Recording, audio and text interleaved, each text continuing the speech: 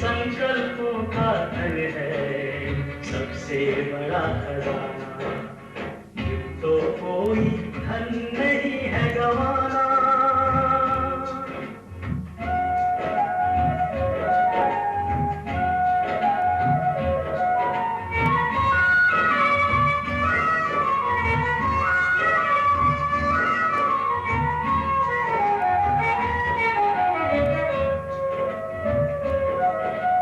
भटके संकल्पों को सुंदर दिशा प्रदान करे, सभी दिशा में इन शुभ संकल्पों का दान करे।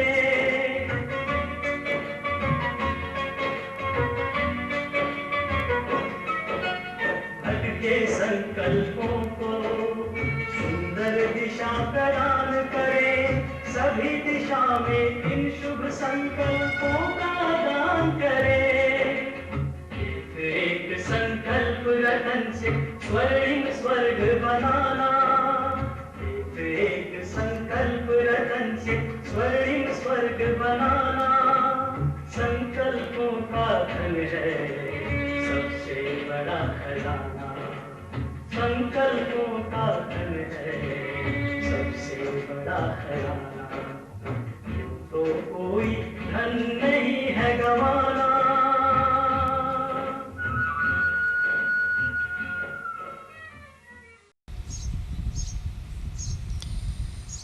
ओम शांति।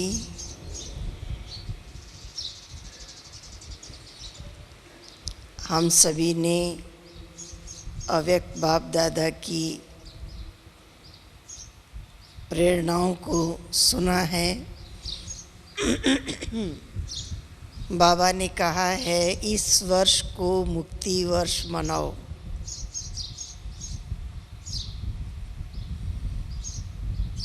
अनेक प्रकार के बंधन हैं जिनसे सब छूटना चाहते हैं। उन सब कर्मों के बंधनों से छुटकारा पाकर हम अपनी कर्मातीत अवस्था की ओर बढ़ें, यही हमारा लक्ष्य है। कर्मातीत अवस्था तभी पा सकते हैं जब हमने अपने आप को पहचाना है। सबसे पहला पाठ बाबा ने पढ़ाया है, इस शरीर से न्यारी मैं चैतन्य शक्ति मास्टर सर्वशक्तिवान आत्मा हूँ। ऐसा मीठा आत्मा का अनुभव कराया है। जितना देह से न्यारे होते हैं लाइट हो जाते हैं, डबल लाइट का अनुभव करते हैं। मन और बुद्धि जैसे कि बाबा की अर्पण कर दी है। जब पहचान लिया ये मेरा बाबा है, स्वयं भगवान बाप के रूप में हमको अपना बनाया है। हम उनके समर्पित बच्चे हैं। बस सारे संकल्प यहाँ शांत हो जाते हैं। जिम्मेवार बाबा है, करन करावन हार बाबा है, कार्य भी बाबा का है, कराने वाला भी बाबा है। फिर हमारे हर कर्म में जब योग की शक्ति है, याद की शक्ति है, तो कर्म भी श्रेष्ठ हो जाते हैं।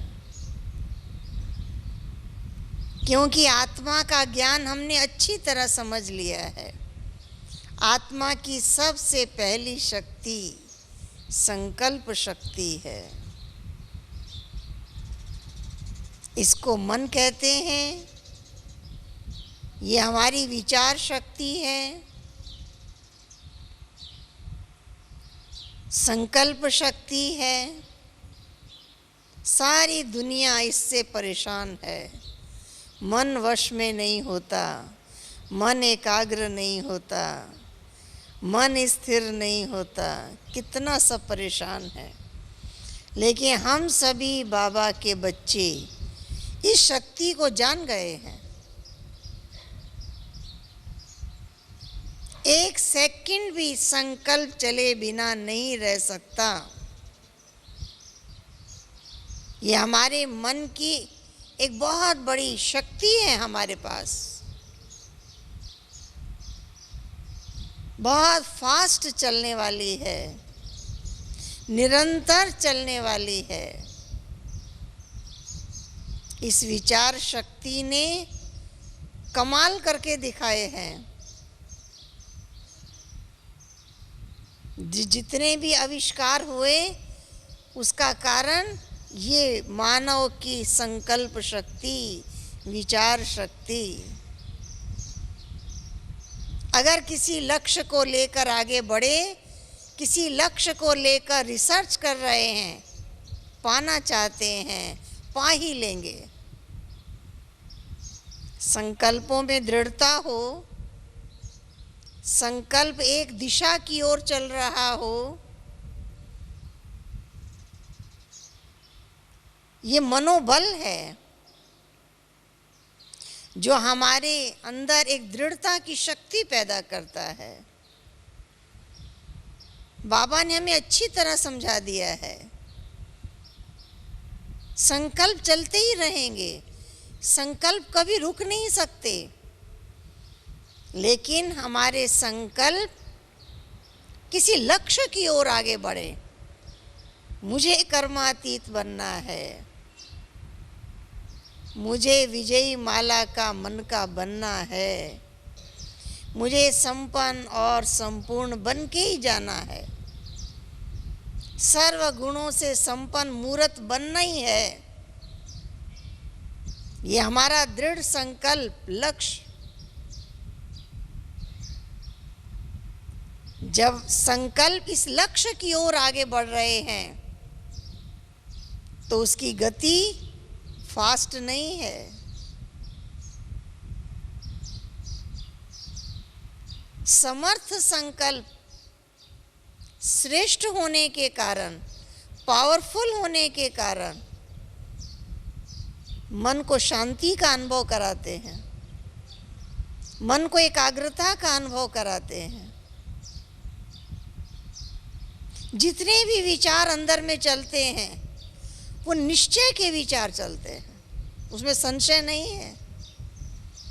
क्या होगा, कैसे होगा, कब होगा, होगा या नहीं होगा, ये सब संशय के विचार हैं। ऐसे संशय के विचार मन में अशांति लाते हैं।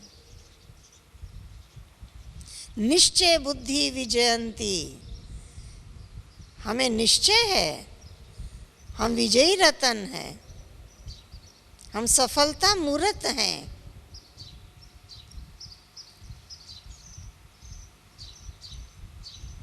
हम शांति दूत हैं, विश्व में शांति स्थापन करने वाले हैं। जब अपने आप में निश्चय, बाबा में निश्चय, तो संकल्पों का प्रवाह ऊपर की ओर जाता है, ऊंचाई की ओर जाता है।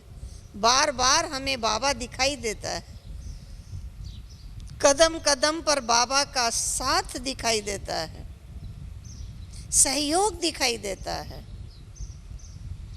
बाबा ने कहा, बच्चे मैं जिम्मेवार हूं, तुम एक कदम आगे बढ़ो, तुम हिम्मत का कदम उठाओ, मैं तुम्हारी मदद करूंगा। जब बाबा के इन महावाक्यों पर हमको निश्चय है, मन में व्यर्थ संकल्प नहीं चलते हैं। संकल्प शक्तिशाली रूप में हमें मदद करते हैं।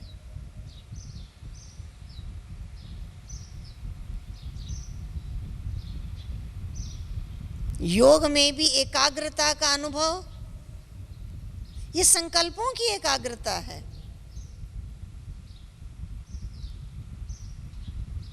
हम देह भान से परे होकर अपनी बिंदु रूप अवस्था में स्थित होकर परम धाम में बाबा के सामने बैठ जाते हैं।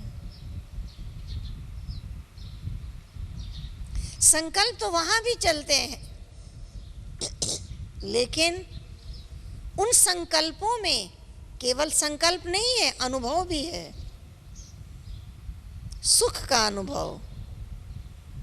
मन या तो चिंतन करता है या अनुभव करता है, महसूस करता है।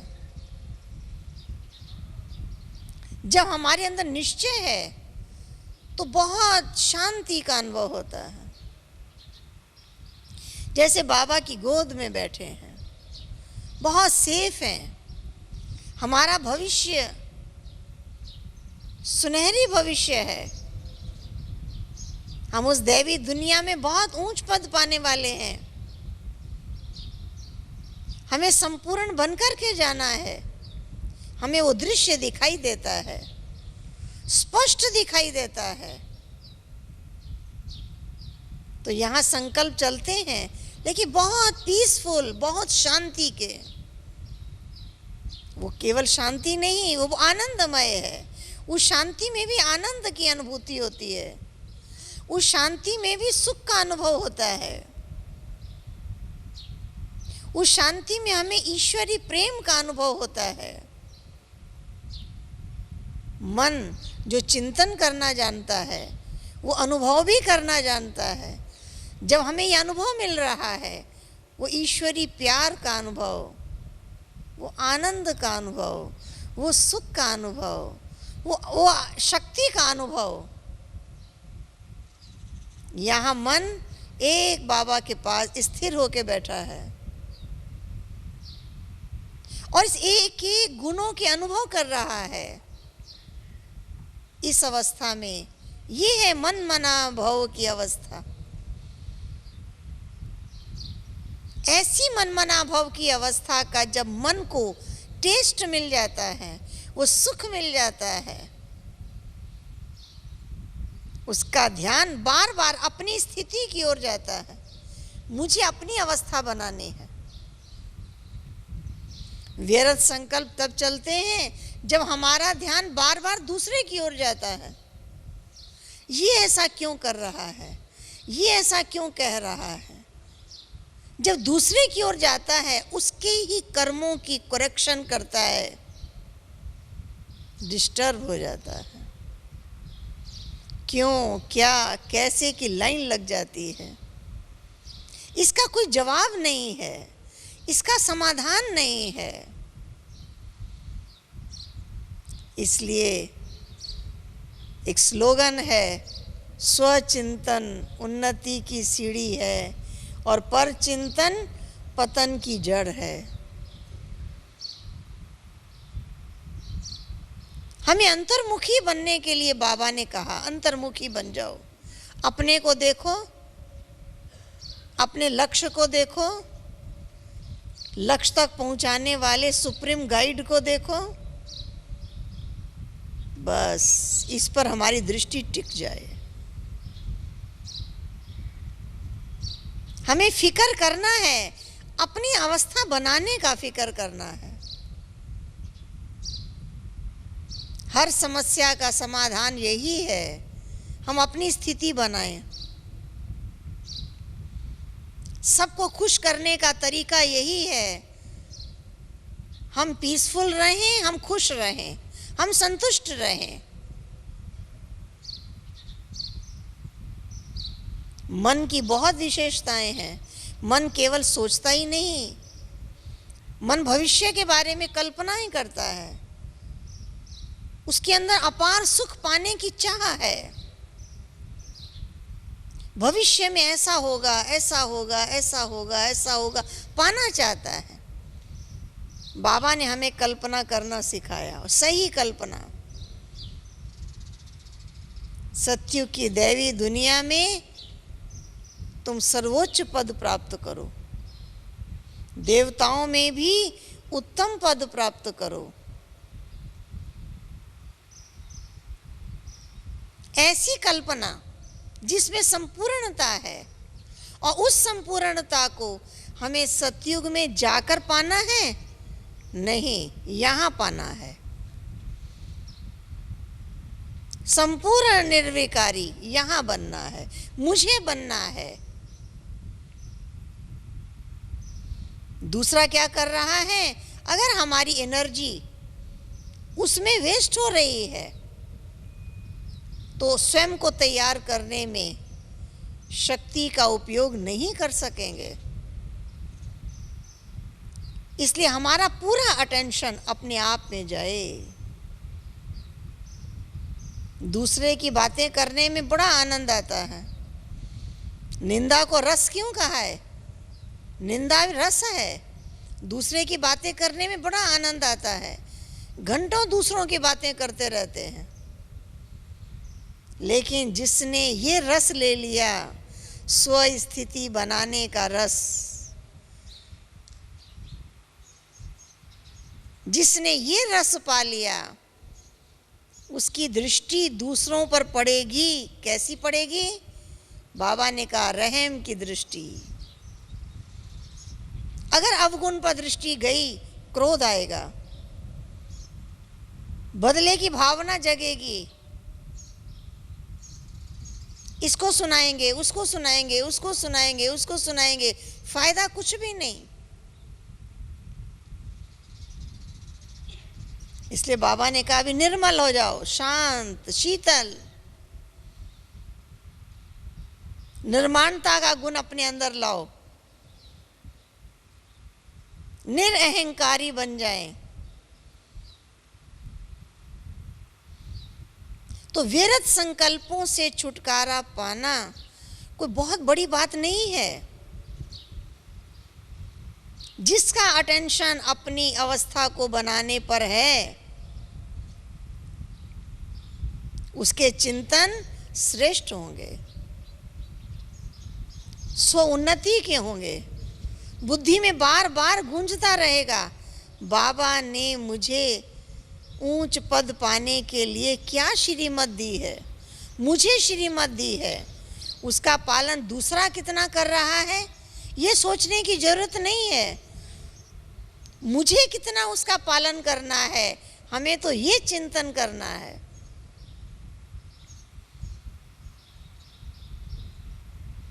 हम अपनी बड़ी दादियों को देखते हैं, सबकी बातों को देखते हुए, सुनते हुए भी वो अपने पुरुषार्थ में मगन है।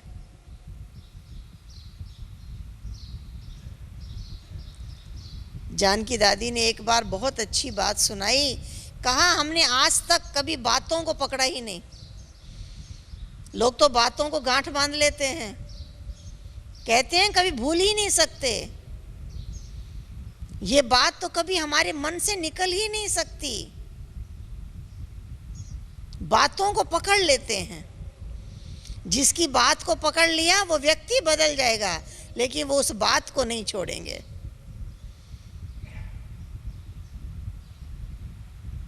सदा सुखी रहने का तरीका है, बातों को पकड़ना छोड़ दो। बात आई और गई।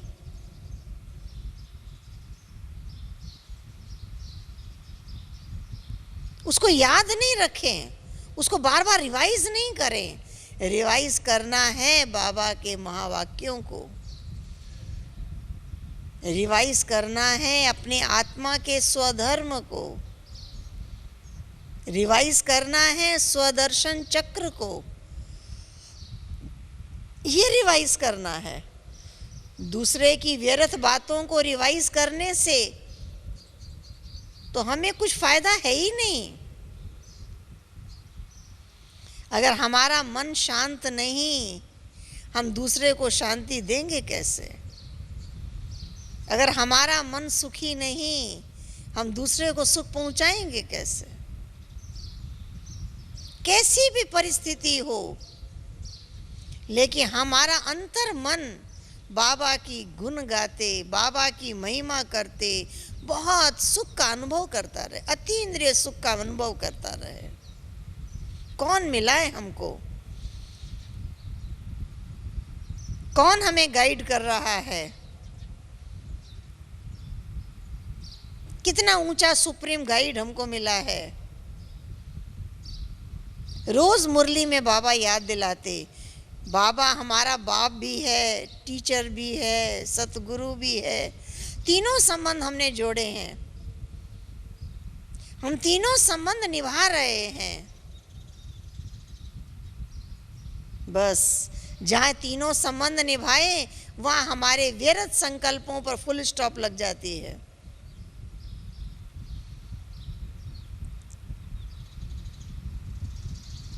कोई बात सामने आई, बाबा ने तो कहा है बीती को बिंदी लगा दो, फुल स्टॉप लगा दो, बीती सो बीती, भूल जाओ। लेकिन बहुतों का अनुभव है, भूलता नहीं है। छोड़ना चाहते हैं, छूटता नहीं है। फुल स्टॉप लगाना चाहते हैं, फुल स्टॉप लगता नहीं है। इसका मतलब है ज्ञान हमने सुना हुआ है, समझा नहीं है। सुनने और समझने में बड़ा अंतर है। सुनना अलग बात है, समझ लेना हमारे दिल में बैठ जाए। किसी की फालतू बात हमारे दिल को लग जाती है, बाबा का महावाक्य दिल को क्यों नहीं लगता है? वो श्रेष्ठ महावाक्य हमारे दिल को लग जाए ना। बाबा ने कहा बीती को भूल जाओ, हम भूल जाएं। किसी ने कोई गलती की, हमारे साथ अच्छा व्यवहार नहीं किया, जैसा करना चाहिए था वैसा नहीं किया, क्या करें? क्षमा कर दो। रहम दिल बनो, क्षमावान बनो। भक्तों ने भगवान से दया ही तो मांगी है। हे प्रभु हम पर दया करो, हम पर कृपा करो।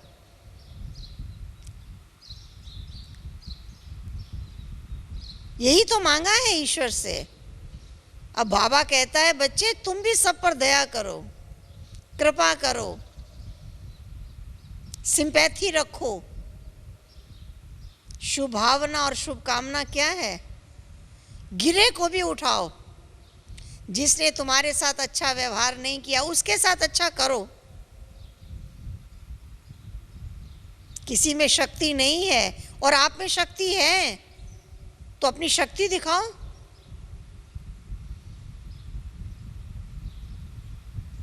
न कि बदले की भावना रखो,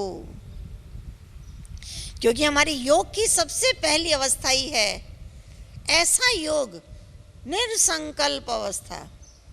सारे संकल्पों से पार हो जाए, निर्संकल्प अवस्था बन जाए, सारे व्यर्थ संकल्प शांत।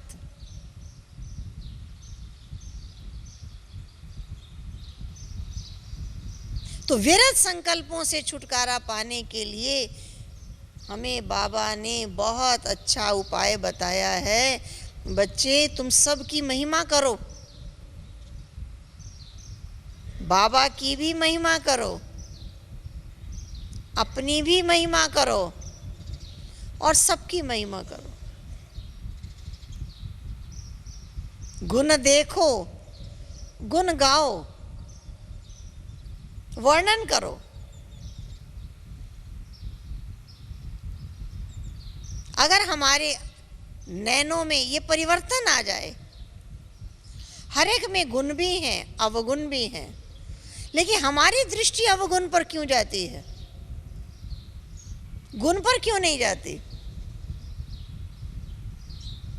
अगर हमारे में गुण है तो हमारी दृष्टि गुणों पर जाएगी। हमको तो सबके गुणों से काम है, हमें किसी के अवगुणों से तो काम नहीं है। अवगुण तो काम बिगाड़ने वाले हैं।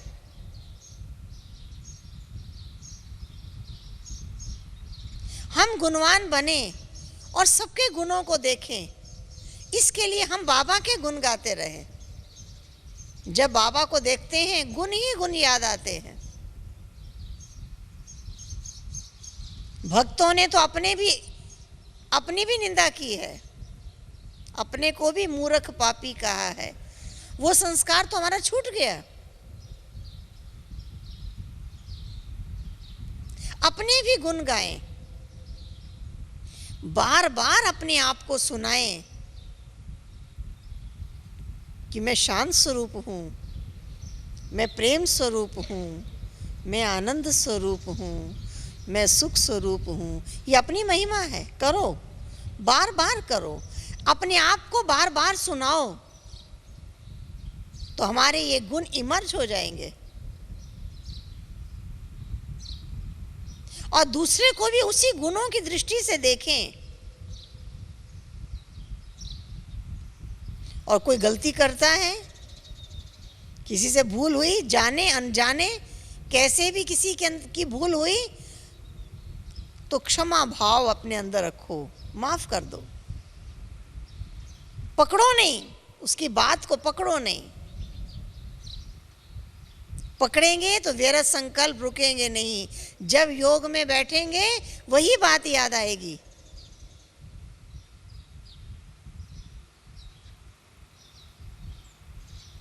व्यर्थ संकल्प एकाग्र नहीं होने देते हैं।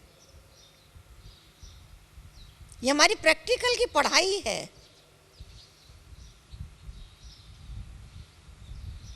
हमें बाबा ने कहा है ये राजयोग है, तुम अपने संकल्पों का राजा बन जाओ, मालिक बन जाओ। अपने आप को हमेशा बिजी रखो, एक एक गुण के चिंतन में अपने आप को बिजी करो। जब हमारा स्वयं प्रति पुरुषार्थ चल रहा है, अपने आप को बनाने का पुरुषार्थ चल रहा है, हम हमेशा याद रखते हैं एक मैं स्टूडेंट हूँ जिसे मुझे पूरा तैयार करना है। सबको तो सुना सकते हैं, अपने को तो बनाना है। मैं ही एक अपना स्टूडेंट हूँ, मुझे टीचर बनकर अपने आप को तैयार करना है। बाबा ने तो कहा है हर एक अपनी अपनी जिम्मेवारी ले ले, एक एक अपने आप को तैयार करने की जिम्मेवारी ले ले, तो दूसरा फॉलो करेगा, हमारे पुरुषार्थ को फॉलो करेगा तो वो भी आगे बढ़ेगा।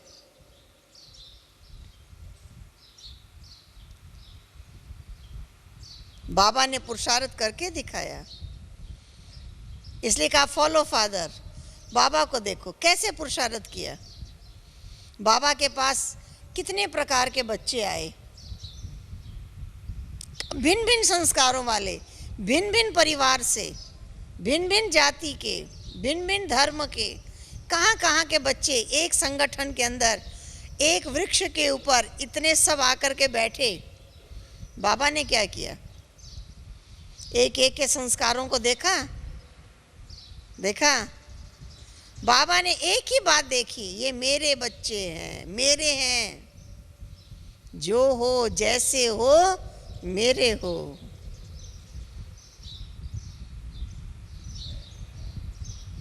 ये नहीं अच्छे संस्कार वालों को अपना बनाया और जिनके संस्कार कड़े थे उनको ठुकरा दिया। उनको भी अपना बनाया, उनको भी प्यार किया, उनको भी मीठे बच्चे, लाडले बच्चे, सिक्की लदे बच्चे, उनको भी कहा।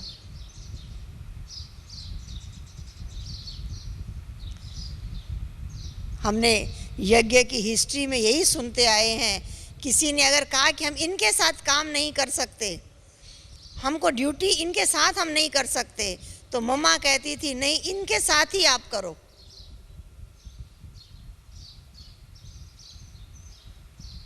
हमारे मुख से ये शब्द कभी ना निकले, हम इनके साथ अपने को एडजस्ट नहीं कर सकते। कौन सी भावना है जिसके कारण हम हर एक के साथ एडजस्ट हो सकते हैं? मेरेपन का भाव, ये मेरा है। अपनी चीज को कोई खराब कहता है? अपने को कोई खराब कहता है? अपने बच्चे की कोई गलती होगी तो उसको छिपाएंगे, उसको अपने दिल में समाएंगे, उसको बताएंगे नहीं, मेरा है। ये मेरेपन का भाव बाबा ने जगाया, का हर एक आत्मा को ये बाबा का है। ऐसी ऊंची दृष्टि से देखो तो उनके अवगुणों पर दृष्टि नहीं जाएगी, उनके प्रति व्यर्थ संकल्प नहीं चलेंगे, क्यों क्या कैसे की बातों से मुक्त हो जाएंगे। बाबा ने अपने एक एक बच्चे को प्यार किया है।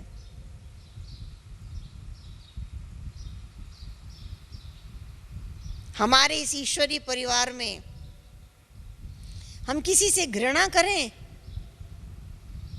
किसके स्वभाव के कारण, संस्कार के कारण कर सकते हैं? नहीं, हम किसी से घृणा नहीं कर सकते। अगर हमारा संस्कार अच्छा है, अपना संग देकर उसको भी अच्छा रंग लगाओ। कल्याणकारी दृष्टि, कल्याणकारी भावना, ऊंचा उठाने की भावना, ये बहुत सर्वोच्च भावना है। शुभ भावना, शुभ कामना, जो काम हमारे बोल नहीं कर सकते, हमारी वाणी नहीं कर सकती, वो कार्य हमारी संकल्प शक्ति कर सकती है।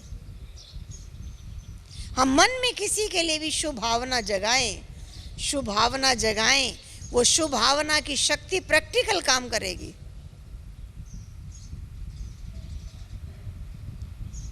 उस आत्मा को जाकर शक्ति देगी, उसको हमारे संकल्पों की मदद मिलेगी।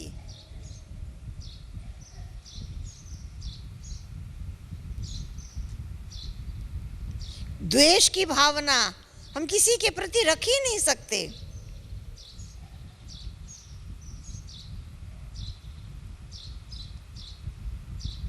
क्योंकि हर एक का संस्कार अलग अलग है, ड्रामा में हर एक का पार्ट अलग अलग है। क्यों क्यों ना कहकर साक्षी होकर इस खेल को देखें, खेल समझ कर देखें।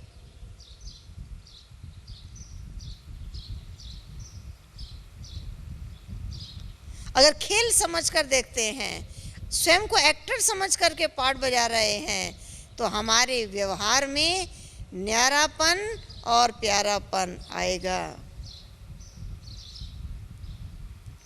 अगर हमारे व्यवहार में वो न्यारापन और प्यारापन नहीं है, तो हमारा योग एक रस नहीं रह सकता है। योग एक रस चाहिए।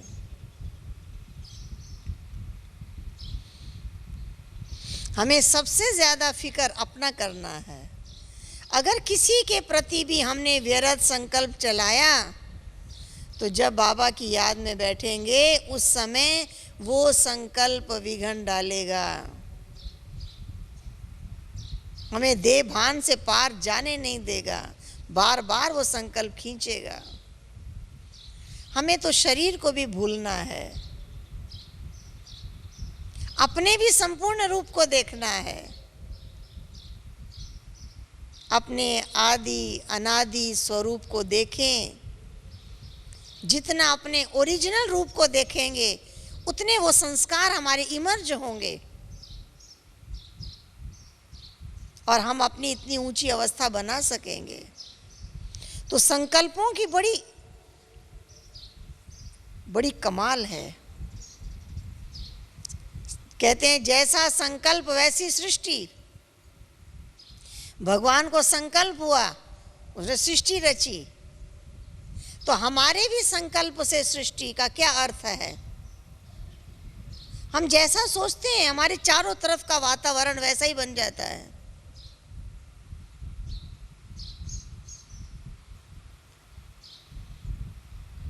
अगर हम सबके प्रति श्रेष्ठ चिंतन करें, श्रेष्ठ चिंतन माना महिमा करें। आज हम देखें, सब बच्चे खींचकर बाबा के पास आते हैं, दौड़ दौड़ के आते हैं। क्यों आते हैं? बाबा हमारी इतनी महिमा करते हैं, इतनी महिमा करते हैं कि आज तक इस दुनिया में किसी ने हमारी महिमा की है? की है इतनी महिमा? आप लिस्ट लिखने बैठो, बाबा ने एक एक बच्चे के लिए क्या क्या कहा है, लिखने बैठो, मैं समझती हूँ आप 1000-2000 पॉइंट्स लिख लेंगे।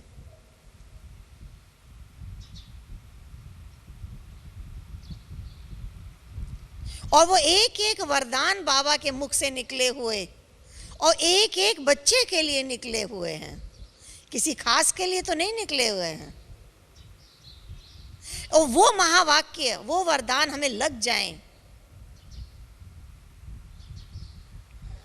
वो एक्शन में आ जाएं, उसका भी तरीका बाबा ने बताया। कहा बाबा ने वरदान दिया और आपको लग गया। कब लगेगा? जब आप उसको बार बार रिवाइज करेंगे। बाबा ने मुझे कहा है तुम महावीर हो। कोई कर्म करते समय याद आए, बाबा ने कहा है तुम महावीर हो, तुम जिस काम को हाथ लगाएंगे होके रहेगा। जब कोई कार्य करें ये बात याद आ जाए, जब कार्य करें इसको याद करें।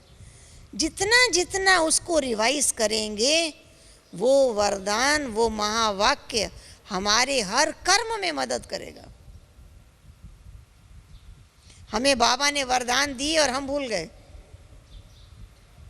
हमें याद भी नहीं है।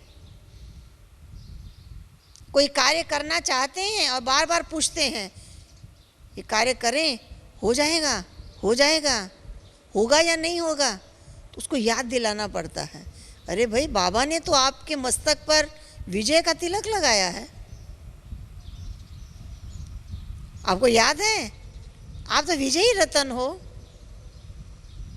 आप सफलता मूर्त हो, आपकी चढ़ती कला है, आपके कदम कदम में पदम है, फिर अपने में संशय क्यों ला रहे हो? निश्चय रखो ना। फिर आंख खुलती है, हाँ बाबा ने मुझे कहा है। दूसरे को याद दिलाना पड़ता है, अपने आप को क्यों याद नहीं आए?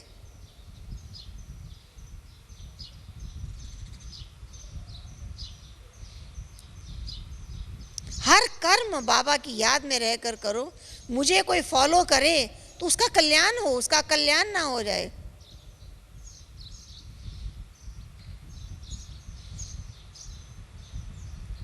इसलिए वरदानों को सार्थक करना, वरदानों को प्रैक्टिकल में हमें लग जाए। आज हमारी दादी अपना अनुभव सुनाती है, बाबा ने मुझे ये वरदान दिया और मुझको लग गया,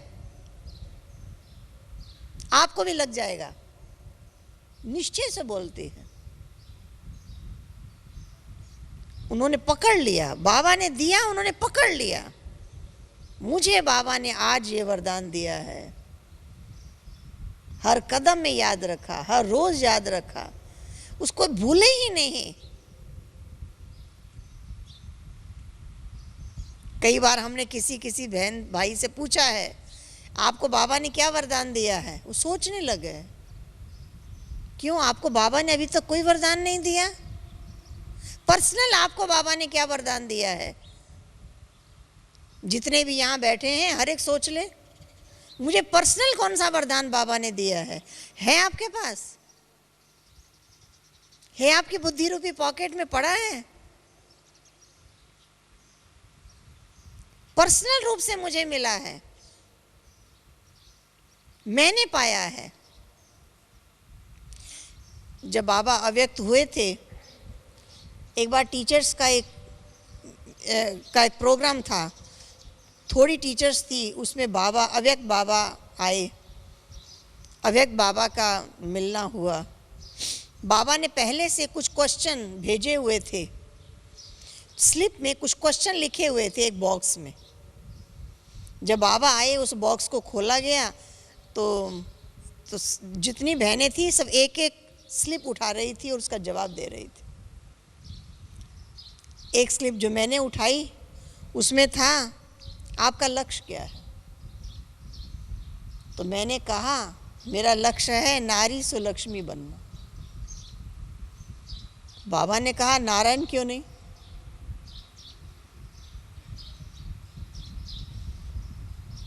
फिर मैंने जवाब दिया, मैं कहा लक्ष्मी तो आगे है ना। तो बाबा ने कहा लक्ष्मी को आगे तो नारायण नहीं रखा है, इसमें भी तो उसकी महिमा है। आपने अपने पुरुषार्थी जीवन में जो परफेक्ट लक्ष्य है विष्णु रूप बनना, विष्णु स्वरूप हमारा लक्ष्य है, उसको बुद्धि में क्यों नहीं रखा है? बाबा ने मेरे से कई बार कहलवाया कि मेरा लक्ष्य है नर से नारायण बनना, विष्णु बनना, विष्णु समान बनना।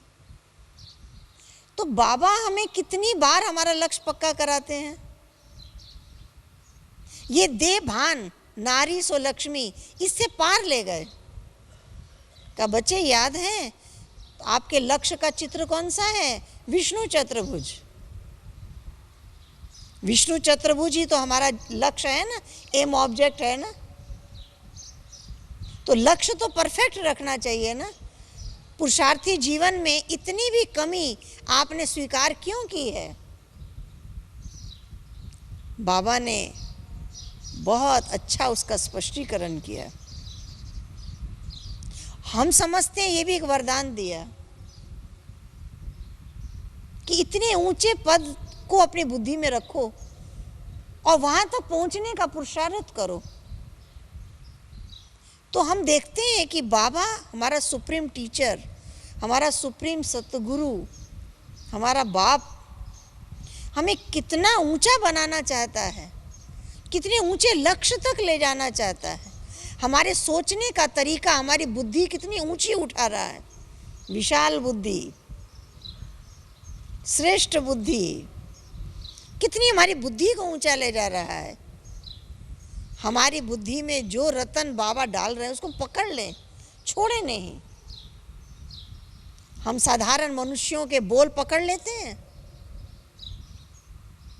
बरसों बरस बीत जाते हैं, वो शब्द नहीं भूलते, वो शब्द नहीं छोड़ते और भगवान के महावाक्य भूल जाते हैं। उसको हम पकड़ते ही नहीं हैं।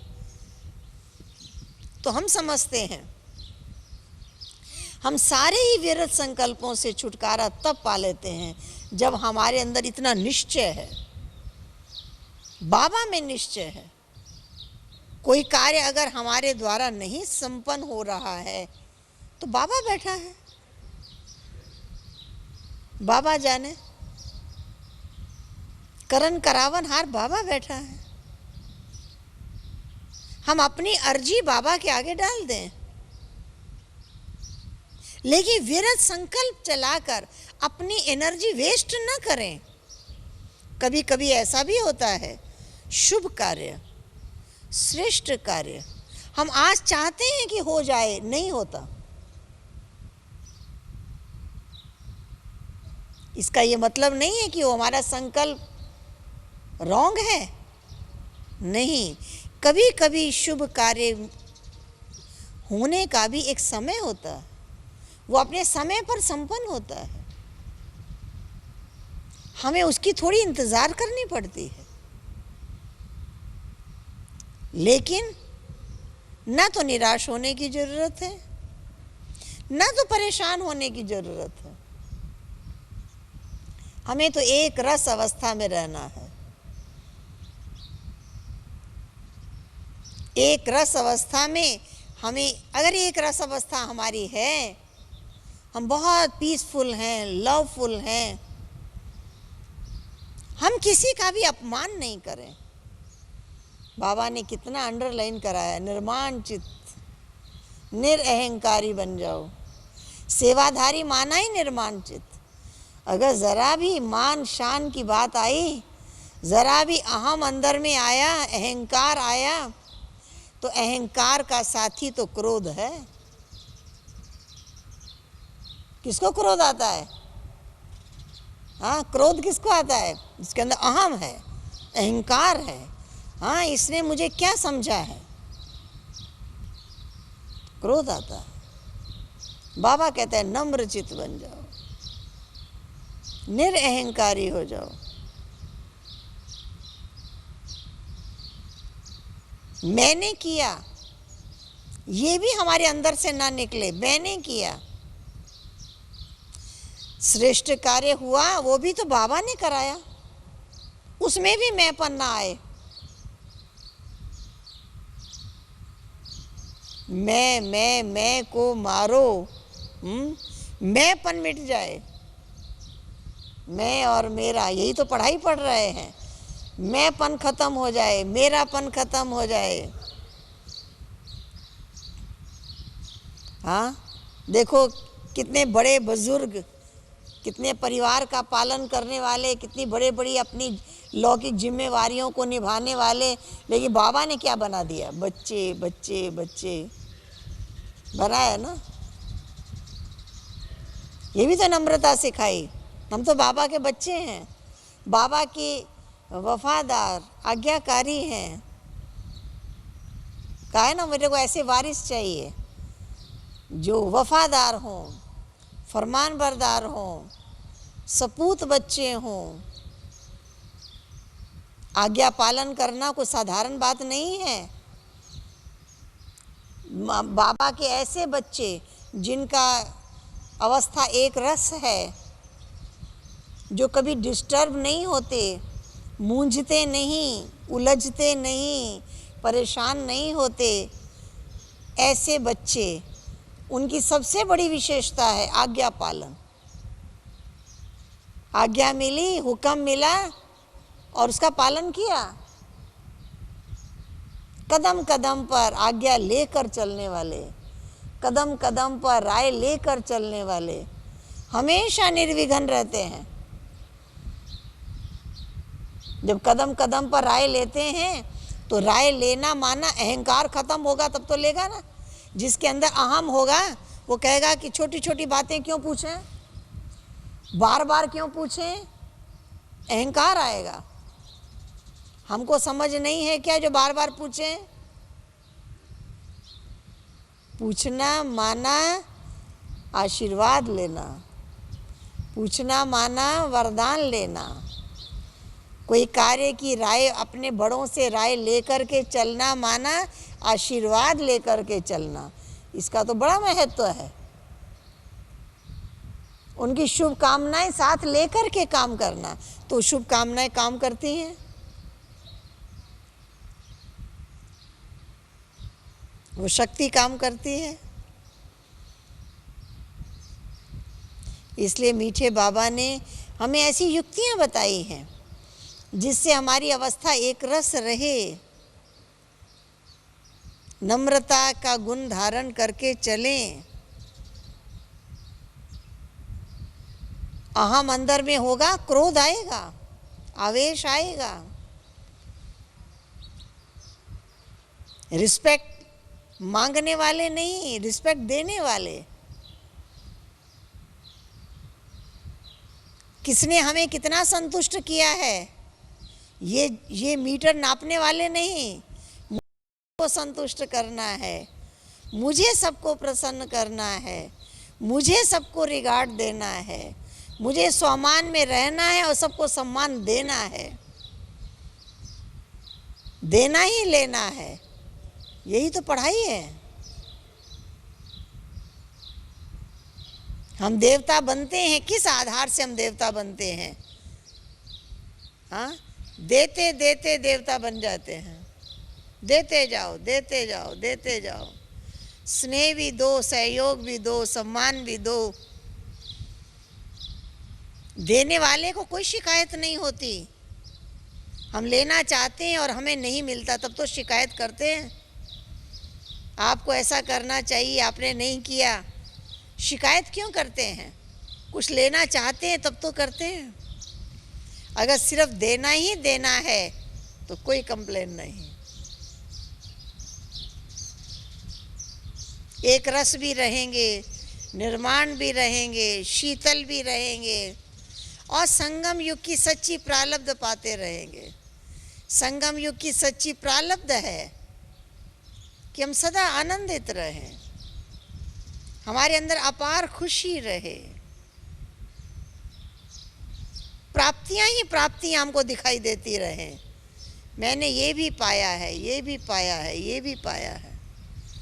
अगर कमियां ही कमियां दिखाई देती हैं, मुझे पास ये नहीं है, मुझे ये नहीं मिला, पता नहीं मेरी तकदीर कैसी है, पता नहीं मेरा भाग्य कैसा है, हमें सफलता मिलती ही नहीं है।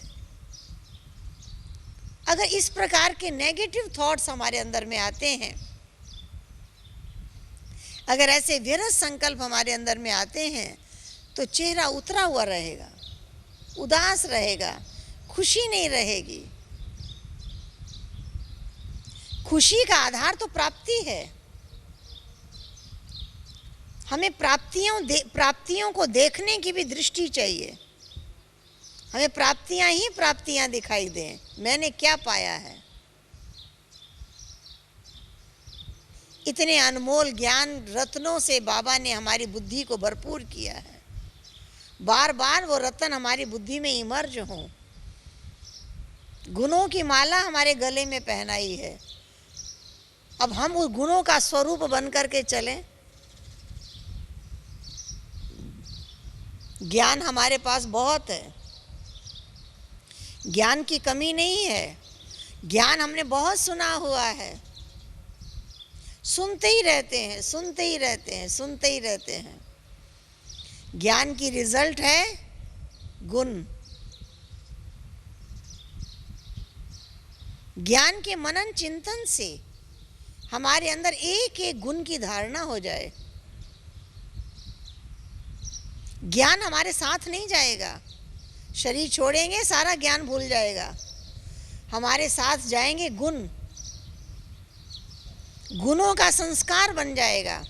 संस्कार आत्मा में साथ रहेंगे। इसलिए बाबा कहते हैं अंतर्मुखी हो जाओ। गुण है, अंतर्मुखता संस्कार है। हमारे अंदर सरलता आ जाए, सहज भाव, मधुरता आ जाए, नेचुरल हो जाए।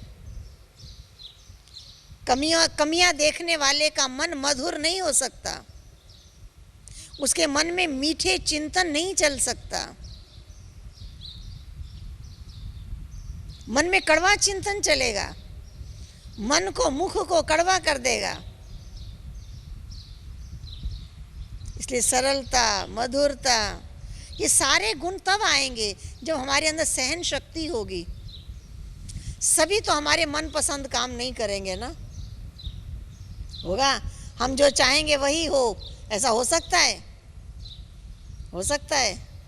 हाँ, हम जो चाहते हैं वही हो। हम चाहते कुछ और हैं, होता कुछ और है। हम जिसके साथ अच्छा व्यवहार करते हैं वो भी हमें गलत समझे, ऐसा भी हो सकता है। लेकिन हमारे अंदर जितना जितना धर्म की शक्ति, धर्म माना शांति, शांति आत्मा का धर्म है, जितना हमने स्वधर्म में स्थित हो गए हैं उतना ही हमारे अंदर सहने की शक्ति आएगी। सेवा में वही आगे बढ़ सकता है। विरत संकल्पों से मुक्त वही हो सकता है जिसके अंदर सहने की शक्ति हो।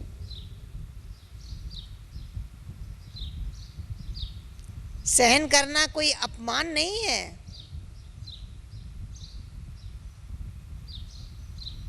सहना तो शक्ति है। कौन सहन करता है? जो जितना समझता है वो उतना सह लेता है। किसका संस्कार कैसा है, किसका स्वभाव कैसा है, समझ गए।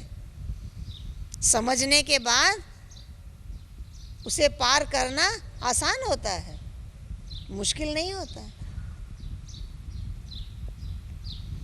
जब तक हम नहीं जानते थे कि सहन शक्ति इतनी बड़ी शक्ति है, इसके आधार से ही हमारी अवस्था एक रस बन सकती है।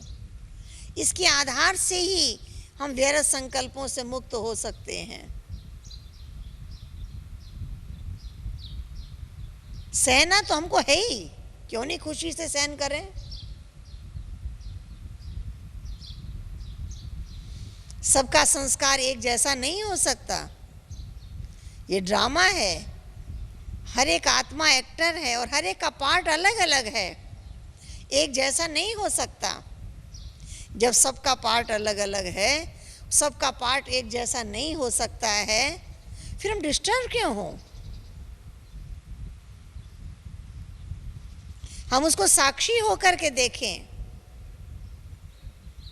हम उनके प्रति मीठी दृष्टि, मीठी भावना रखें। हम उनके प्रति भी शुभकामना करें। अगर हम ऐसी शुभ भावना रखते हैं, अगर हम ऐसी शुभकामना करते हैं,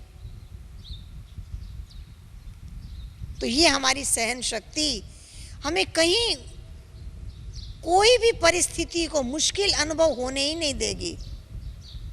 हमें अपने ऊपर विश्वास है, हम किसी भी सेवा में आगे जाएंगे, कोई भी बात हमारे सामने आएगी, सहने की बात आएगी, हम सह लेंगे। कोई हमारे मनपसंद बात नहीं कहेगा, हम उसको सुन लेंगे। ये भी अपने ऊपर विश्वास, ये नहीं कि कोई मेरे मनपसंद बात नहीं कहेगा तो हम डिस्टर्ब हो जाएंगे, या हमने जिस काम को करने की जिम्मेवारी ली है उस जिम्मेवारी को छोड़ देंगे। ठीक है भाई, अब ये काम हम नहीं कर सकते, हम इतनी बातें नहीं सुन सकते। जितना आगे आएंगे उतना तो सुनना ही पड़ेगा। ये तो एक परीक्षा है, इसको तो पास करना ही होगा। लेकिन जब हमने इस बात को समझ लिया है तो हमारे लिए उस बात को सहन करना नहीं लगता है, ऐसा लगता है समझ कर चलना, अपने को भी समझ कर चलना, दूसरे को भी समझ कर चलना। ये भी तो पढ़ाई है, एक एक को समझ कर चलो।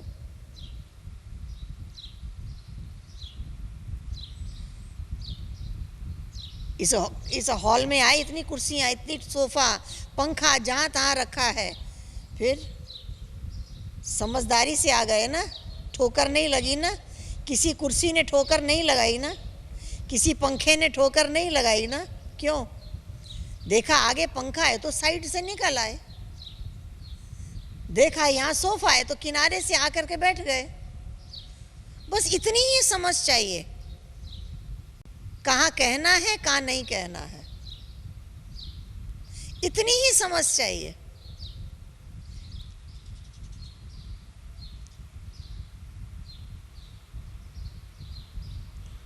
अगर हम किसी बात की जिद में आ जाएं, आपको ही मेरी बात माननी ही है, हाँ, अगर इस जिद में आएंगे तो हम डिस्टर्ब हो जाएंगे।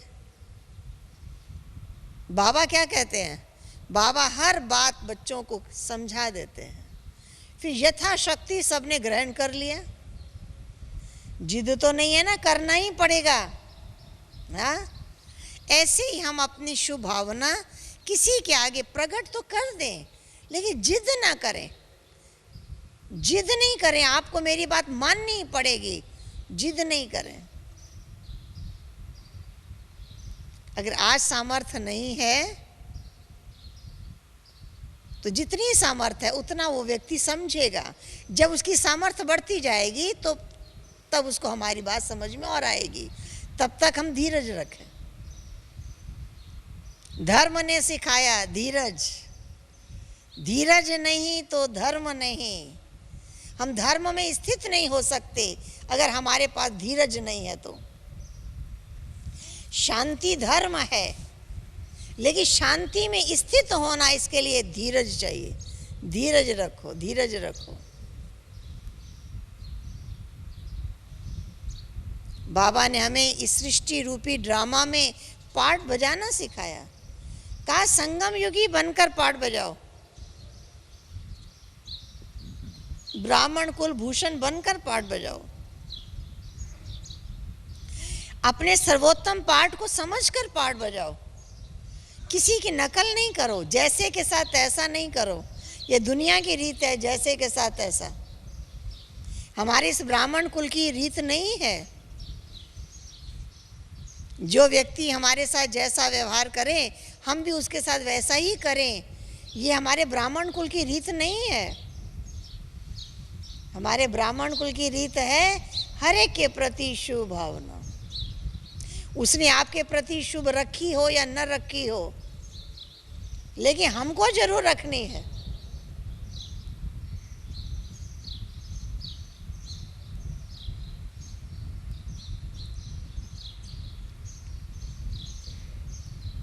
इसलिए एक रस अवस्था हमारी रहे, तब हम एक रस सेवा में रह सकेंगे, तब हम एक रस बाबा की याद में रह सकेंगे, तब हम सदा प्रसन्नचित रह सकेंगे।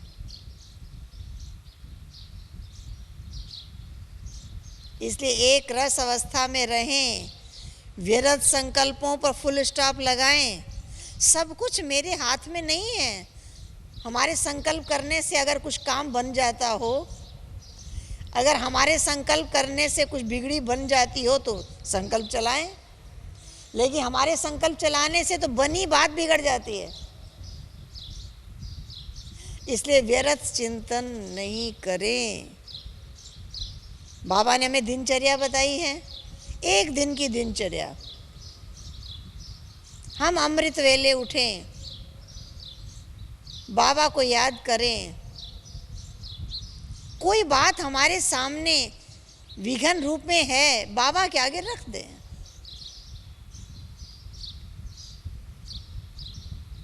और हमारी बुद्धि की लाइन इतनी क्लियर रहे कि बाबा की प्रेरणा को पकड़ सके, कैच कर सके। अगर हमारी बुद्धि की लाइन क्लियर नहीं है तो हम बाबा की प्रेरणा को कैच नहीं कर सकेंगे। हम तो अपने ही संकल्पों में बिजी हैं, बाबा की प्रेरणा को कौन कैच करेगा? जिसकी बुद्धि की लाइन क्लियर है वो बाबा की प्रेरणा को कैच कर सकेंगे। कोई बात का व्यर्थ संकल्प भी आएगा तो बाबा प्रेरित करेगा, बच्चे तुम निश्चिंत रहो, तुम व्यर्थ चिंतन नहीं करो। वो पकड़ेंगे कैसे हम, जब तक हम निरसंकल्प अवस्था में नहीं होंगे।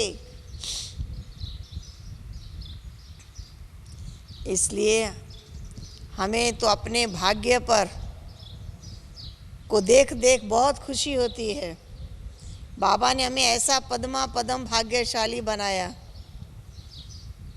बाबा ने हमें सदा खुशियों के झूले में झूलना सिखाया। खुश रहो, औरों को भी खुश करो, यही सिखाया ना। खुद भी खुश रहो, दूसरों के लिए भी खुशी का वातावरण तैयार करो। और दूसरे को खुश करने का तरीका एक ही है, आप उसकी महिमा करो, खुश हो जाएगा। आप उसकी कमी उसको सुनाओगे, वो आपसे नाराज हो जाएगा।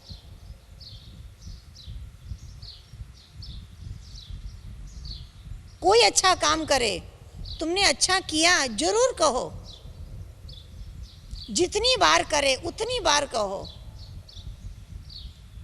ये बात आपने बहुत अच्छी कही, ये काम बहुत अच्छा किया।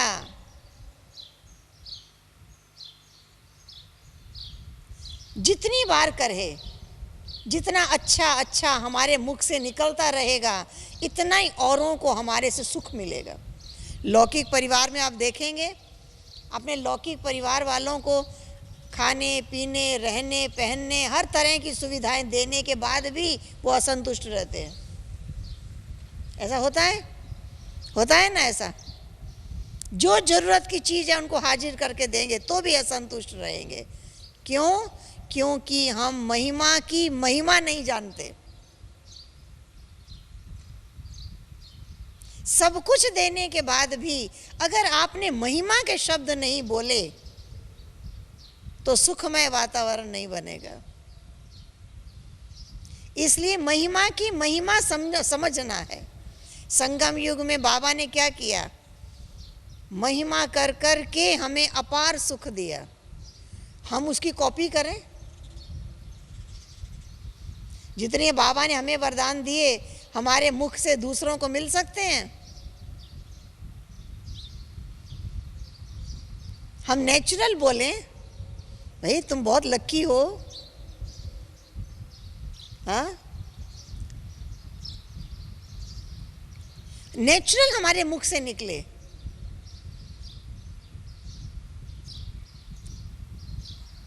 बाबा भी कहते बच्चे तुम महावीर हो, तुम्हारी चढ़ती कला है, तुम जो कार्य करोगे उसमें तुम्हारी चढ़ती कला ही होगी।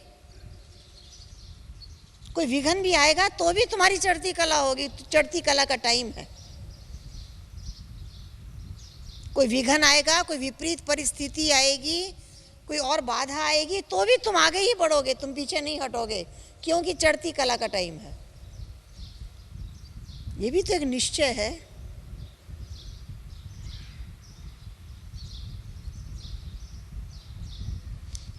बाबा ने जो कुछ पढ़ाया है इसका गहराई से मंथन, इसका गहराई से चिंतन, करके इसको समाएं और उसको खर्च करें, वैसा ही सोचें, वैसा ही करें। और ऐसी योग की अवस्था हमारी बने, हम किसी को कह सकें। जब हम बाबा की याद में बैठते हैं, सारे संकल्पों से पार हो जाते हैं, कोई संकल्प नहीं, एक बाबा, दूसरा नहीं कोई। हमारे जो संकल्प हैं वो सब उस अलौकिक आनंद पाने में मगन हो जाते हैं। हमारा मन भटकता नहीं है, एकाग्र हो जाता है। ये हम अपना अनुभव सुनाएं, एकाग्रता का, उस प्राप्तियों का।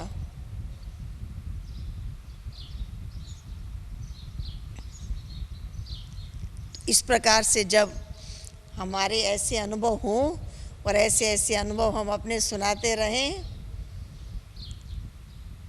ज्ञान को गुणों में बदलते रहें, प्राप्तियां ही प्राप्तियां जीवन में दिखाई देती रहें, तो ये जो हमारा व्यर्थ संकल्पों से मुक्ति पाने का जो पुरुषार्थ है वो हम कर सकें। हमने मुक्ति पाई है। लोग समझते हैं मर के मुक्त होंगे, और बाबा ने कहा अरे बच्चे, अगर जीते जी मुक्त नहीं हुए तो मर के क्या मुक्त होंगे। हमें तो जीते जी सब पुराने संस्कारों से, बंधनों से, सब से जीते जी मुक्ति पानी है।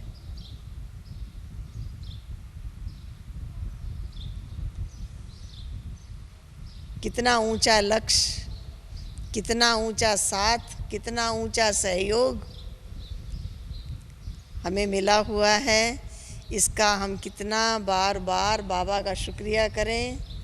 हाँ, बाबा अपने सामने बिठाकर कितनी हमारी पालना कर रहे हैं, हमारे मन को कितना शक्तिशाली बना रहे हैं।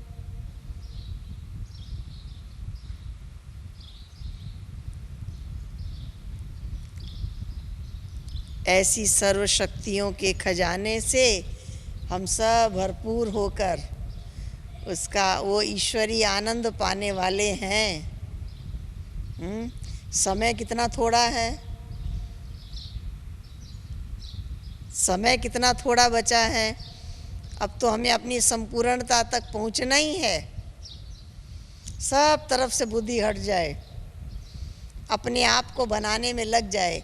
जितना हम अपनी अवस्था बनाते जाएंगे वो खुशबू फैलती जाएगी।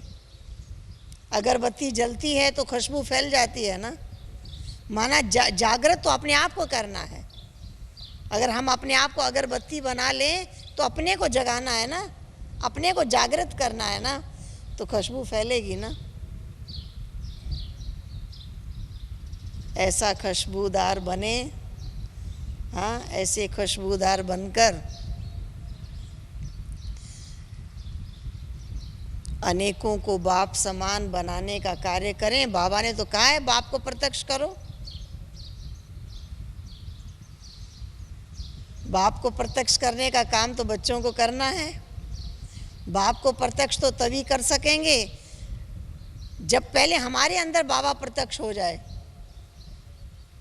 बाबा ने तो कहा है मैं जो हूँ, मैं जैसा हूँ, मुझे वैसा जानने वाले बच्चे थोड़े हैं। बाबा जो है, जैसा है, उनको वैसा जाने, वैसा पहचाने।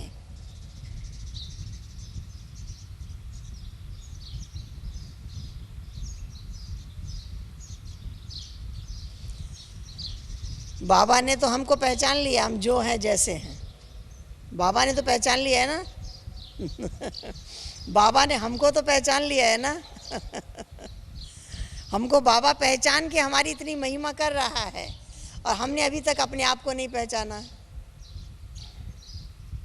बाबा पर निश्चय है हमको, अपने पर निश्चय नहीं है। इसीलिए अवस्था डगमग होती रहती है। इसलिए बाबा पर भी निश्चय हो और हमें अपने पर भी निश्चय हो।